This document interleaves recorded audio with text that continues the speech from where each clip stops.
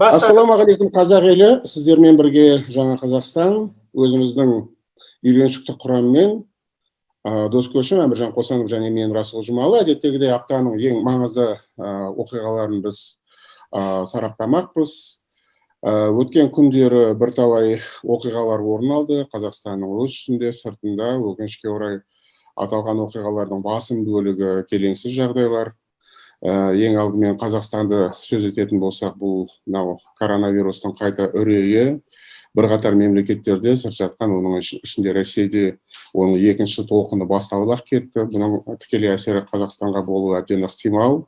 Енді Қазақстанның сыртында тмд кеңістігінде қатарынан үш мемлекетте қазір кәдімгідей дүрбелең, тұрақсыздық орын алып отыр. Сөз болып отырғаны 2 айдан бері осы наразылық акциялары толастамай кетіп жатқан Беларусь, 2 аптадан бері кәдімгі тікелей соғыс жағдайына түскен Тағы Қарабақ үшін Әзербайжан мен Армения, және мінекей 2 күннен бері көршілес Қырғызстандағы үшінші революция, оны революция деймі, төңкеріс, дүмпу, бүлік, қалай болғанда да көршілес елде осындай қиын жағдай орын алып отыр. Басқа да оқиғалар.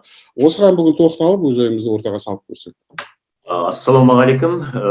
Менің ойымша ең негізгі мәселе қазір біздің көршіміз, туысқан бауыр халқымыз Қырғыз жеріндегі болып отқан оқиға. Бұның саяси мәні де бар, бұның бізге беретін сабағы да бар, бұның шындығында талдайтын мәселесі де бар. Жаңа Расул айтып кетті, және менің ойымша оның алдында да біздер көп сұхбат берді осы 2 күн бойы. Мен бұған толық келісем, демократиядан басталып, аяқ жағы аклахратияға ұласып кеткен жайы бар да бұл мәселенің. Сайлау кезінде сайлауға нәтижесіне келіспеген, сайлау әділетсіз өтті деген партиялар халықты алаңға шығарды, 2000-3000 адамдай. Бірақ оның аяқ жағы, не дейміз, Қырғыздың өзінің бір дәстүрі деп айтайықшы, дәстүріне айналып кетті осы 15 жылда болған. Аяқ жағында жаңағы тобырдың, не болмаса сол жердегі белгілі топтардың айқай шуыменен Ақ үй басып алынды, тағы да Ақ үйдің ішіне өрт шықты. Жаңа не дейміз, керек десеңіздер мемлекеттік қауіпсіздік комитетінің үйіне дейін барды халық. Түрмеде отырған саяси тұтқындарды, оның ішінде бұрынғы экс-президент Атамбаевты, тағы және оның жақтастарын сотталған, олардың бәрін шығарып алды. Бұл әңгіме заңды ма, заңсыз емес, әңгіме бұл неліктен осындайға қайта-қайта бір сценарийға келе береді деген мәселеге мен ойымша тоқталу керек сияқты да. Мен осы жерде мынандай нәрсе бір ойым бар. Шындығында біреулер айтады, бұл Қырғызстанның өзінің бір ерекшелігі дейді, солтүстік пен оңтүстіктің өмір бойы бітіспес күресі дейді. Біреулер айтады, бұл криминалды кландардың саясатқа араласуы, бұл билікті басып алушы топтардың халықты шығару, пайдалану деген сияқты әртүрлі болжам айтып жатыр енді саясаттанушылар, әлеуметтанушылар. Бірақ сол уақытта менің есіме Италия түседі екен ойдам. Италияда да жыл сайын үкімет ауысады. Кейде мысалы 8 жылда бір рет 7 рет үкімет ауысты. Бірақ ешқандай бұндай не дейді, жаңағы революция төңкеріске алып келмейді. Себебі оларда механизм бар. Халық егер жаңағы болған жағдайға бір саяси, не дейміз, тығырыққа тіреледі ғой. Сол уақыттарда президент осындай саяси жағдайға байланысты қайталап парламент сайлауын жасаймыз. Дөңгелек столға отырамыз, халық қайталап дауыс береді, қайталап министрлер кабинеті келеді. Қысқасы менің ойымша ең басты мәселе Қырғызстанда да және бізде де осындай механизм жоқ сияқты. Халық осындай шыққан уақыттарда не істеу керек, қандай қадамдарға бару керек, қандай заңды жолы бар. Мысалы, алға шыққан уақыттарда неге соның алдына 1 сағат өтпей, жарты сағат өтпей мемлекеттің басшылары шықпады, орталық сайлау комиссиясының мүшелері шықпады. Неге сол уақытта айтпады? Кешіріңіздер, мынау жаңағы нәтижеміз онша дұрыс болмапты, біз қазір қайтадан санаймыз, қайталап қараймыз деп бір белгілі бір жолдарды неге айтпады да? Қысқасы, тығырыққа тірелгеннен кейін барып уақытша үкімет құралады, не болмаса уақытша президент сайланады Қырғызстанда. Бұрын Наурыз Отунбаеваны сайлаған сияқты. Содан кейін барып қана демдерін алып, дөңгелек столдың басына отыра бастайды. Бұл қайта болып келе жатқан мәселе. Сіздерде, бізде азаматтарда сарапшылар сөйлеп айтып жатыр ғой, жалпы баға біркелкі сияқты. Өйткені Қырғызстанның жағдайына біз осы 2005 жылдан бері баға беріп келе жатырмыз, 3-ші революция деп айтып жатырмыз. Менің толғандырған басқа бір нәрсе. Менің толғандырған нәрсе Қазақстан қоғамында дәл осы 2020 жылғы қазанда болған оқиғаның қабылдануы. қалай айтсам екен бұл жерде, ешкімді ренжітпейін деп отырмын да, бізде бір фобия бар. Ол мысалы өзімізде де бар іштей.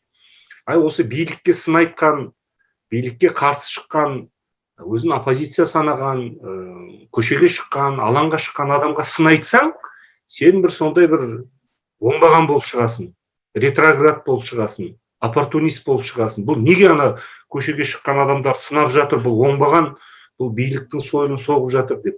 Сондықтан жаңа дұрыс айттыңыз сіз, Доске, демократиядан ахлократияға ауысуы. Мынау шын мәніндегі қазіргі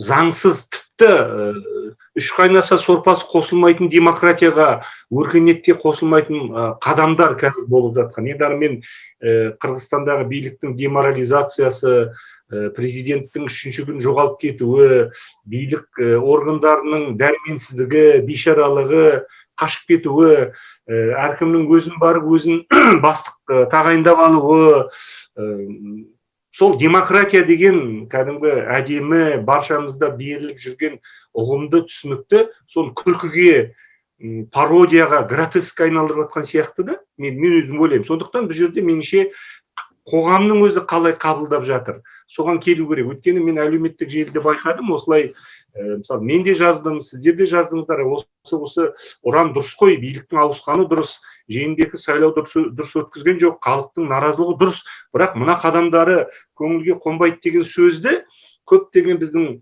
ура патриоттар, ура демократтар жоқ, ол бүйтіп айтқан адам, ол биліктің сойылын соғып жатыр. Сондықтан меніңше Қырғызстанның өзінің халқы өзінің сабағын ала жатар. Бізде болашақта алда парламент сайлауы келе жатыр. Ол қалай өтеді? Жээнбековте мүмкіндік болды. Қалай болғанда да ол демократия ұрандарын ұстанып сайлауға келді. Ол бір Қырғызстандағы жүйелі түрде президенттердің ауысуының бір өкілі ретінде позитивті келді де, өзінің, енді мен әлеуметтік, экономикалық, басқа саясатына, кландық, топтық айналасын, жаңағы туған бауырының партия басшылығына әкелуін айтып тұрған жоқпын. Сайлау өткізуін. Егер де сайлауды өткізіп, шынымен де Қырғызстан қоғамында легитимді, легальді, халық осыны оппозиция деп қабылдайтын партияларды кіргізгенде дәл осындай дағдарыс болмайтын еді. Сондықтан меніңше бұл үлкен сабақ былай. Болашақта кез келген мемлекет демократпын деп келген президенттің уақыт өтіп автократқа айналмау кепілдіктерін жасау керек та. Сол кепілдік болса, онда сайлауда біршама әділ өтіп кетеді. Сондықтан меніңше қырғыз халқы қазір сол өзінің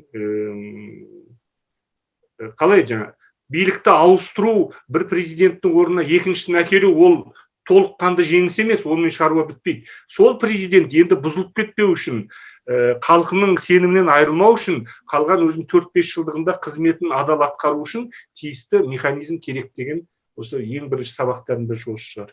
Енді жаңа айтып отырмыз ғой, Беларусь, Әзербайжан, Армения, бүгін Қырғызстан, барлық жерде енді өзіндік бір ерекшеліктері, сипаттамалары болады, бірақ бұлардың барлығын біріктіріп отырған жағдай қоғамның өздігінше бір әділдікті құруға ұмтылуы, соны өздігінше жасауы, және бұған ең алдымен осылай эмоциялардың алаңға, көшеге, айғайшылдыққа алып келгеннің бірден бір жауапты жері бұл жергілікті саясаткерлердің халықтың, қоғамның қажеттіліктерін өтей алмауы, менменшілдікке салынуы, ескілікті аңсауы және ешбір өзгерістерді қаламауы.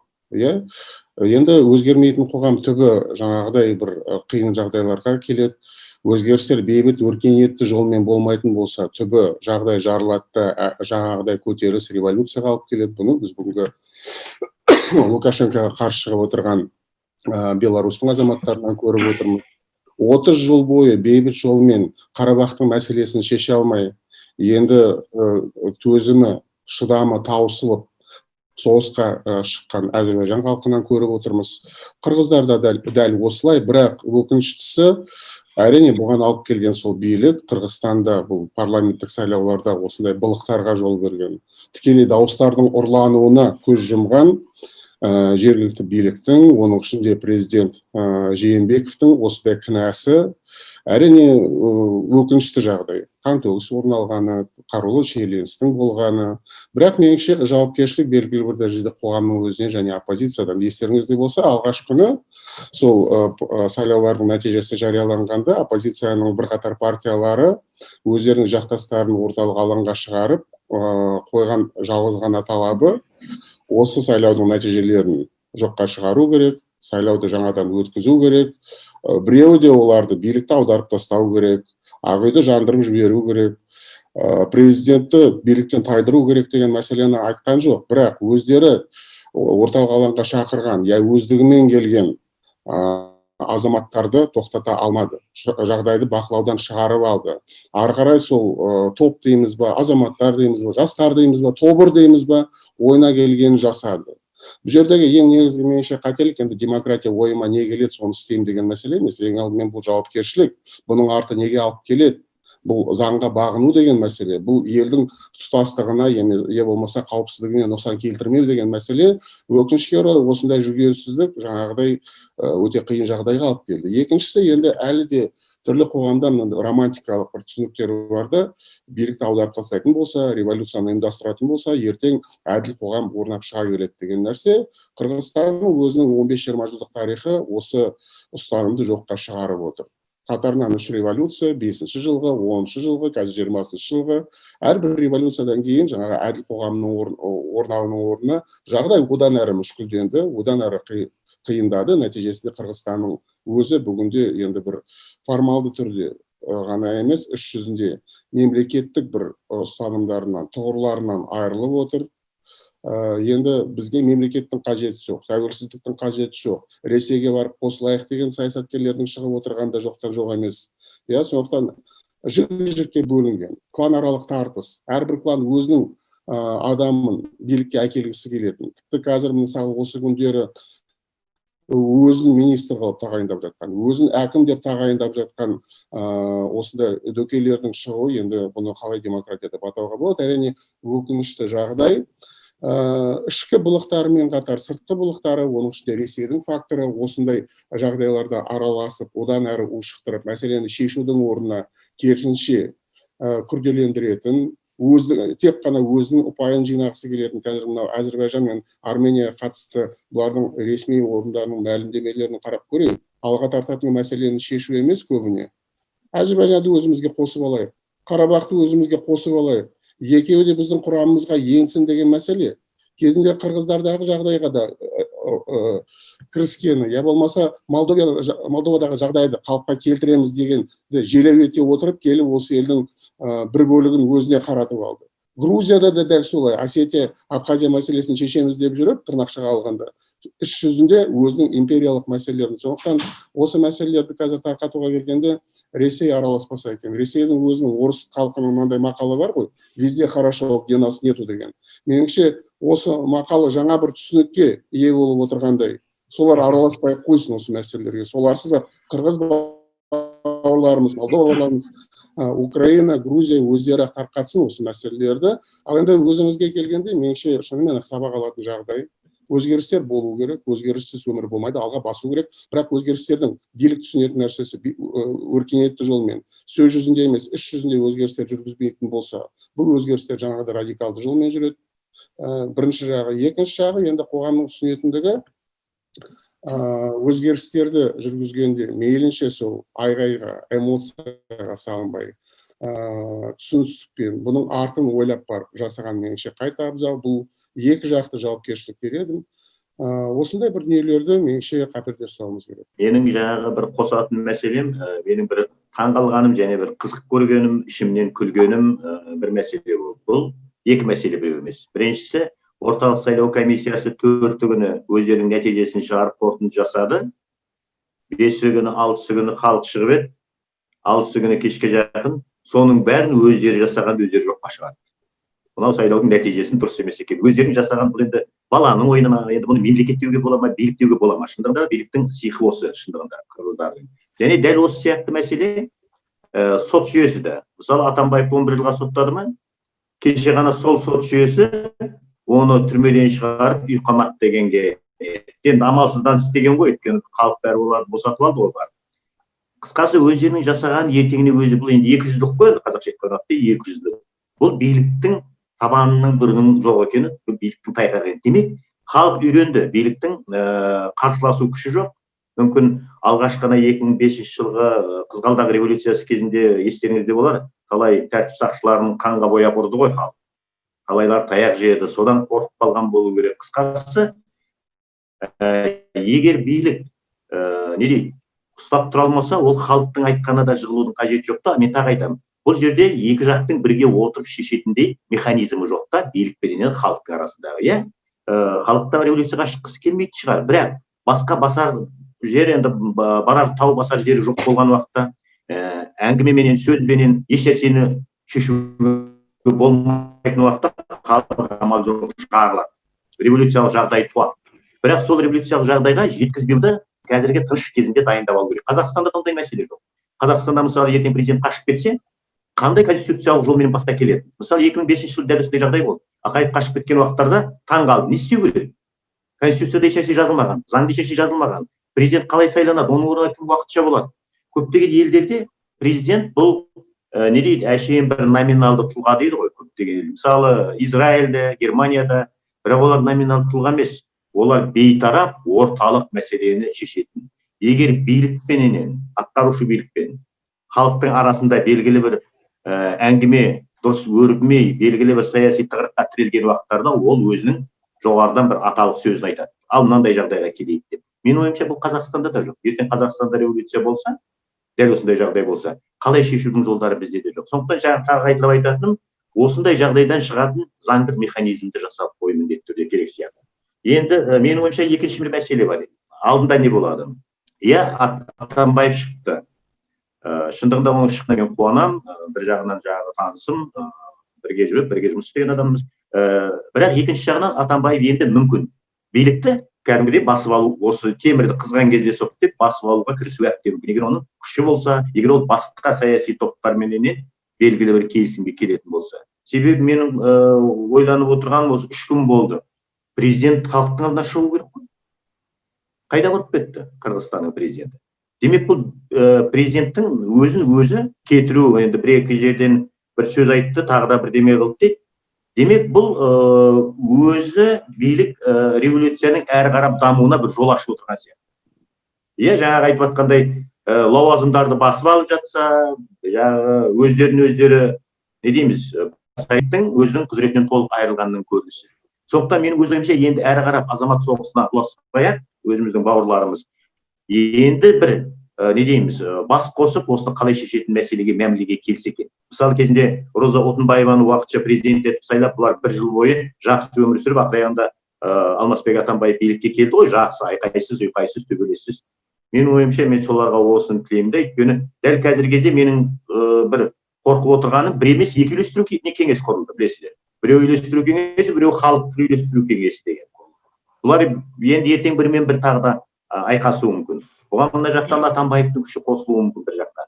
Сонымен менің қорқып отырғаным аяқ жағы бұның тағы да бұдан үлкен қанға, бұдан үлкен жаңағы айқай-шуға, төбелеске айналып кете ме деген ойым бар. Мен тағы бір қосайын дегенім, жалпы Қырғызстандағы жағдайға келгенде түрлі бағалаулар бар ғой, оның ішінде Қазақстанның ішінде әлеуметтік желілерде ондай әңгімелер, сараптамалар, талқылаулар меніңше болу керек. Істің мән-жайын түсіну үшін, жаңа айтып отырғандай, одан бір бәлкім сабақ қорыту үшін, бірақ меніңше асыра сілтеушіліктерге бұл жерде шашал десе бас алуға апарудың да қажеті жоқ.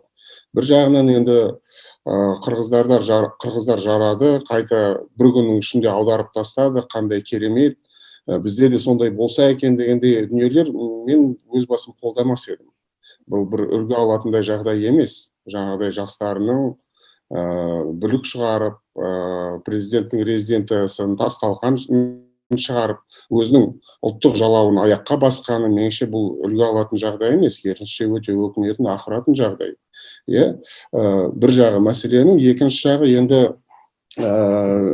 биліктің өзі осыған жол бергендігі, жалпы осындай мемлекеттік институттардың орын алмау, ертелі ме кеш пе жағдайдың нашар болатындығы, және біздегі әлеуметтік желілерде енді мынау қырғыздың жекелеген бір саясаткерлері жалпысыз бір мәлімдемелер жасаса, бүкіл қырғызға қарсы шығатындай жетегінде кету қайта дұрыс емес. Жекелеген саясаткерлер бір жалпысыз әңгімелерді айтуы мүмкін, бірақ бүкіл қырғыз халқына шүйлігетіндей жағдай емес. Меніңше бұл жерде халық пен жекелеген саясаткерлерді бөліп қарау керек. Айналып келгенде біздің Құдай берген көршіміз, сондықтан халықтар арасындағы байланыстарға нұқсан келтірмей, мейлінше өшікпей, осы мәселелерді бір ой елегінен шығару керек сияқты. Тағы бір мәселе назар аударсаңыз, кез келген революция, оның ішінде соңғы 20-30 жылда әлемде болып жатқан революциялық толқындар, ол араб елінде бола ма, кезіндегі Украина, Грузия, Қырғызстан тағысындағы барлығында осы революциялық толқындардың қозғаушы күші бұл жастар екендігі. Кеше Қырғызстанда да осы жастардың осы мәселені көтергені, бірақ қалайша көтерді. Қайта ерекшелікті, мысалы, дәл қазір ұқсас жағдайлар Белоруссияда болып жатыр. Олардың да жастары Лукашенкоға қарсы ереуілін ұйымдастыруда, бірақ мүмкіндігінше бейбіт жолмен, өркениетті жолмен, мәдениетті жолмен, тіпті аяқ киімін шешіп жаңағы орындықтарға шығуының өзі бірталай көрсеткіште еш нәрсені бұзып аударып тастамай. Және дәл сол жастар Қырғызстандағы жасап жатқан бөлігі. Үлкен осындай бір саяси мәдениет, дәстүр дейміз бе, соның бір көрсеткіші. Бұдан да меніңше шығаратын мәселе сол жастардың кінәсі емес шығар Қырғыздағы. Көп жылдар бойы билік, мемлекет сол жастардың мәселесімен айналыспағаны, жастардың қараусыз қалғаны, жұмыссыз қалғаны, жақсы білім ала алмағандығы, 1 миллионға жақын қырғыздың жастары қазір шетелде, оның ішінде Ресейде гастарбайтер болып жұмыс істеп жүргені үлкен меніңше қателік, қараусыз қалған, ашынған, өмірінде жақсылықты көрмеген, нәтижесі осындай болды. Сондықтан меніңше өте ойлантарлық мәселе жастарымыздың жағдайы қалай. Оларға мемлекет қаншалықты қамқорлық көрсетіп отыр. Білім алу деңгейі, жалпы саяси білімі немесе мәдениеті қандай. Бұл бір күнде бола салатын нәрсе емес. Бұнымен тыңғылықты, кешенді, ұзақ мерзім айналысу керек. Себебі жастар енді ең бір жұлқынып тұрған үлкен күш. Ендігі басты мәселе сол күшті, сол әлеуетті жақсы жолға түсіруге бола ма? Сол жастары бүгін мысалы Американы, Еуропаны, Оңтүстік Кореяны көтеріп жатыр. Сол энергия, сол әлеует дұрыс соны бағыттай алатын болса, және керісінше жастар қараусыз қалатын болса, ертең осындай радикалды аударып тастайтын күшке айналады. Меніңше ең бір ойланатын мәселе осы. Сол жастар туралы митингіні кеше мен де көрдім, Расул. Қарадым, сөздерін тыңдадым. Сонда жастар енді мойындау керек қой, енді осы революциялардың арқасында жалпы біз әріптестеріміз көп, ол жақта таныстарымыз бар. Азаматтық қоғам мықты. Қалай болғанда да Қырғызстанда азаматтық қоғам дамыған. Сонда жастар өте сауатты сөйлеп жатыр, және ең басты ұраны, кеше менің өзім риза болғаным, олар люстрацияны айтып жатыр. Яғни біз люстрация десек, көбінесе мына совет дәуіріндегі коммунистердің, большевиктердің тағысын тағы ана заманға кетіп қаламыз ғой. Енді мұнда шыққан өте сауатты сөйлейтін, қырғызша, орысша сауатты сөйлейтін жастар шығып алып айтып жатыр. Бізге люстрация керек, мұна ескі гвардия шаршатты. Міне 3-ші рет революция болып жатыр, бұлар келет, еш нәрсе өзгермейді. Енді дейді, тәуелсіздіктен кезінен бастап осы кезге дейін билікте болғандар билікке жоламасын дейді. Көрдіңіз ба? Қандай талап? Бұл максимализм емес, бұл радикализм емес, бұл романтизм емес, бұл кәдімгі шынымен де халық жаңа біз айтып отырған революция сайын үміттенеді. Ал міне енді жаңа ұрандармен, әдемі ұрандармен жаңа президент келді, оны халық шын мәнінде қолдады, легитимді, мойындады. Енді осы 5 жылдың ішінде қой үстіне бостар қалай жұмырт қаламаса да, біз әділетті қоғамда өмір сүреміз деп ойлайды. Үміттер ақталмайды. Сондықтан меніңше ол үлкен сигнал жастардың шығуы. Мына жақында Deutsche Bank бір үлкен зерттеу жариялады. Сол кезде олар айтып отыр. Енді бұл алдыңғы бір 10 жылда саяси, қоғамдық саяси өмірде миллениалдар, яғни Y ұрпақтар, қазір 20-дан асқандар, солар шешуші фактор болады дейді. Яғни сонда Deutsche Bank'тың сарапшылары айтады, бұлар шешуші болатыны, бұлар әлемдік саясатқа әсер етеді, өйткені дейді, дәл осылар Брекзитке қарсы болды дейді, дәл осылар Трамптың сайлауына қарсы болды дейді. Яғни бұлар трендті анықтайтын жастар дейді. Сондықтан мен айтарым, бұл жастарға деген қазіргі мына қолға жатқан шаралары. Ал екінші мәселе, кеше мен Азаттық радиосының Прагадағы редакциясына сұхбат бергенімде бір профессор азамат келді. Аты жөні есімде қалған жоқ. Өте сауатты, өте байсалды, өте жан-жақты, яғни бір жақтың сойылын соқпайтын сондай үлкен ғалым екен. Сонда мен артынан соның әңгімесінен байқағаным, біз мына оңтүстік пен солтүстіктің таласын білеміз ғой, бәріміз білеміз. Менің бір түсінгенім, ол кісіде сенім жоқ екен. Осы жалпы мемлекеттік, жалпы халықтық, жалпы қырғыздық мүдде төңірегінде осы оңтүстік пен солтүстік мәмілеге келіп, диалог құрып, ортақ мақсаттар түрінде бірігетініне ол кісінің ішінде, қырғыздың ішінде жүрген ғалымның сенімі жоқ. Мен бұны үлкен бір дабыл деп қабылдаймын. Өйткені қалай болғанда да дәл қазір көріп отырсыздар ғой, 2-3 премьер пайда болып жатыр, 2-3 координациялық үйлестіру кеңесі пайда болып жатыр. Әркім өзін қолдайтын жерлестеріне, аймақтық патриотизмге, трайбализмге ұласып кетіп жатыр. Осының бәрі ертең көрші халқымызға өзінің салқын тигізбесе деген сондай бар ұсыныс бар. Және бір нәрсені айту керек, енді Жээнбекті сынап жатырмыз ғой бәріміз, 3 күн қайда жүр деп. Мен бір нәрсені мойындаймын. Мен Шеварднадзе мен Ақаевты мойындаймын. Қанша олар авторитарий болса да, олар халқына қарсы оқ атқан жоқ. Жээнбек те әлсіздігін танытты ма, басқа себептері болды ма білмеймін. Дәл қазіргі оның қимыл әрекетін қолдамаймын, бірақ өз халқына осындай шешуші кезеңде оқ атпауы, қару қолданбауы, ол да меніңше өзінің болашақ тарихи жауапкершілігін сезінуі, ертең халықтың қарғысына ұшырамауына өзінің жағдай жасауы деп ойлаймын. Ол жағынан ол азаматтың дәл осындай бейбіт жағдайда өрбуіне және бірден сайлаудың қорытындысын қайта қараймыз деген сөзде оны азаматтық, президенттік бір реалист тұрғысында қабылдау керек деп ойлаймын. Бұның бәрі бізге сабақ. Біздің алдымызда сайлау келе жатыр. Егер де Қазақстан билігі сол баяғы жартас, бір жартас болып парламентке үйреншікті, көз үйренген қуыршақ партияларды кіргізіп, халықтың көкейіндегі ойларды ашық айтып жүрген азаматтарды, солар құрған ұйымдарды кіргізбесе, кім біледі ертең Қазақстанда парламент сайлауының нәтижесін халық қалай қабылдайды. Меніңше билік осы жағын мықтап ойлану керек. Мен бір ауыз сөз қосайын деп отырмын. Шындығында Орта Азия елдерінің ішіндегі шетелдік қорлар, американдықтардың ең көп көмектескені, ең көп оқытқаны, демократияны үйреткені бұл Қырғыз Республикасы болды. Оны демократия аралы деп атады. Мен көп байланыста болдым, 91 жылдардан бастап барлық семинарлар, конференциялар, адам демократия институттарының бәрі негізінен Бішкекте өтетін тұғын. Шындығында да көптеген жаңағы қаржы құйылды осы жерге. Сондықтан да болу керек, бұларды да өзгеріс бізге қараған уақытта әлде қайда жақсы. Сайлау заңы өте жақсы. Сайлау жүйесі жақсы. Сондықтан мен кеше сайлаудың мынандай өтті деген уақытта шындығында да менің басымда біраз сұрақ белгісі қалды. Өйткені олардың дауыстарды санау жүйесі мүлдем бөлек, мүлдем әділ, ашық. Бұлар алғаш рет президенттік парламенттік жүйеге көшті, басқару жүйесіне. Бұл жақтағы жергілікті өзін-өзі басқарудың түрі мүлдем бөлек. Қысқасы, демократияның институттары бізге қараған уақыттарда енді 100 есе демесек те 10 есе бізден гөрі жақсы. Әңгіме тек қана жаңағы соңғы уақыттардағы мынау дәстүрдің сақталуы ғой. Мен иллюстрация туралы сөзіңе 100% қосыламын, Әміржан. Оны мен де соңғы уақыттарда талай жаздым. Мен тағы да қайталаймын. Тоқаевтың, біздің қазіргі биліктің негізгі міндеті біреу-ақ болу керек.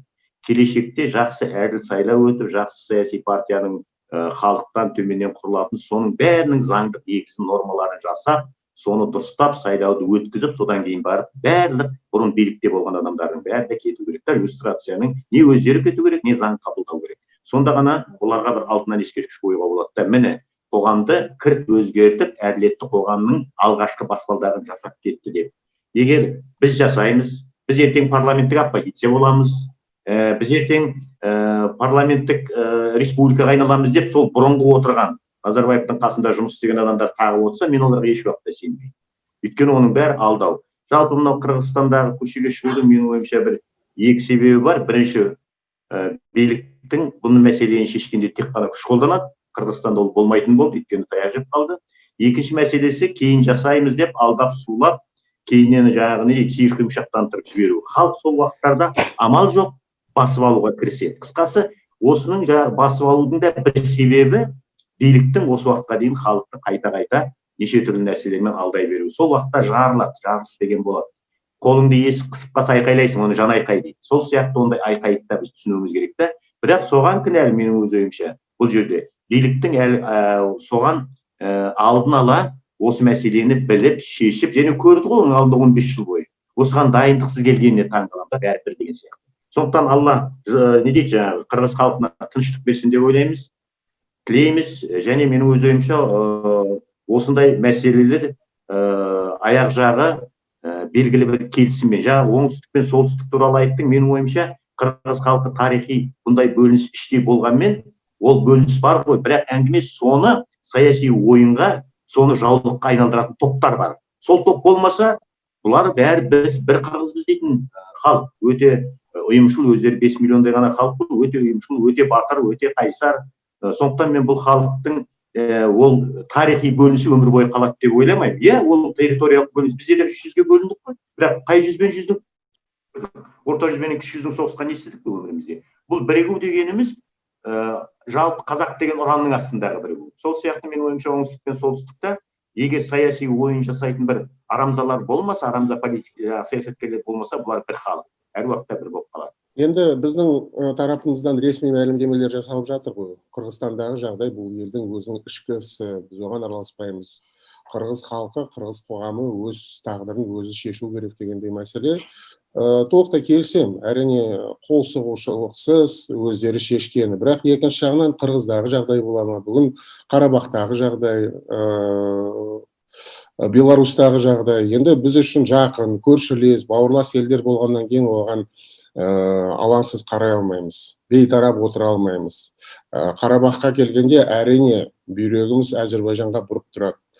Тек қана түркі тілдес, тек қана туыс ел болғандықтан ғана емес, шынымен халықаралық заңдар, халықаралық әділдік осы Әзербайжанның жағында болғандығынан, өзінің жері басып алынып, соны қазір босатуды қолға алып отырған ел болғандықтан. Беларусьта да дәл солай. Жаңағы ескі биліктің узурпаторы Лукашенко кетіп, шынымен бейбіт жолмен халықты қалаған азаматтар билік басына келгені, демократияның жолына түскені. Қырғыздардағы жағдай біз үшін одан әрі маңызды, себебі бізге тиіп тұрған жақын мемлекет. Бұл жердегі ішкі қауіпсіздік жалпы аймаққа өте кері нұқсан келтіретіндегі түрлі бір келеңсіз жағдайлар болса, бұл елдің төңірегімен шектеліп қалмай, оның сыртқа шығатындығын назарда ұстау, яғни қауіпсіздік, тұрақтылық мәселелері. Бұнымен қатар жүретін енді сауда-саттық бар. Екі арада күнелтіп жүрген қаншама саудагерлер бар. Солардың жағдайы қандай болады? Қазір шекара бекітілетіні белгілі осындай алмағайып заманда. Бірақ бұның арты неге барады? Менің меңзеп отырғаным, енді әрине ішкі істеріне араласпау керек, бірақ егер бір сұраныс болатын болса, егер бір қырғыздардың өзінен өтініш түсетін болса, бір көмек жайында, меніңше бұл жерде арт қарап тұрудың қажеті жоқ. Әрине өзіміздің ішкі қажеттіліктеріміз толып артылады, өзіміздің керектеріміз бар, бірақ енді көрші елдер болғаннан кейін бұл біздің өзіміздің мүддеміз. Қырғыздарда жағдай болатын болса, іс насырға шабатын болса, бұл жердегі билік басына бір криминалдық күштер келетін болса, Құдай сақтасын, бұның арты қалай болатындығы аймақ үшін. Немесе Ресейдің жетегінде келіп қалатын, соның форпостына айналатын болса, бүгінгі Кавказдағы Армения сияқты барлық бүлікті шығарып отырған. Әрине бұны біз қаламаймыз, және бұны бетін аулақ қылу үшін меніңше тек қана қол қусырып бейтарап отырғандық болмайды. Бір істерді қазірден қарастыру керек. Енді бүгін осымен өз әңгімемізді біз тамамдасақ, сіздермен әдеттегідей болған дос көшім әміржан қосанов және мен расул жұмалы. Келесі аптада амандықта жүздескенше.